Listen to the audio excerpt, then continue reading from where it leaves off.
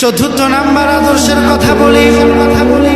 বৈবাহিক জীবনে যারা রয়েছেন, বিশ্বনবী মুহাম্মদুর রাসূলুল্লাহ সাল্লাল্লাহু আলাইহি ওয়াসাল্লামকে একদিন একজন স্ত্রী জিজ্ঞাসা করলেন, ওগো পয়গম্বর মুহাম্মদ সাল্লাল্লাহু আলাইহি ওয়াসাল্লাম, ইয়া রাসূলুল্লাহ, ইয়া হাবিবাল্লাহ, আপনার তো অনেকগুলো স্ত্রী, পয়গম্বর বলেন তো এতগুলো স্ত্রীর মধ্য থেকে আপনি সব চাইতে বেশি ভালো কাকে বাসে?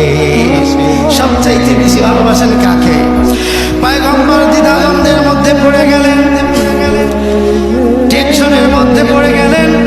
যদি একজনকে ভালোবাসার কথা বলি তাহলে আর একজন স্ত্রী মন খারাপ করবে, কথা বলেন ঠিক কিনা?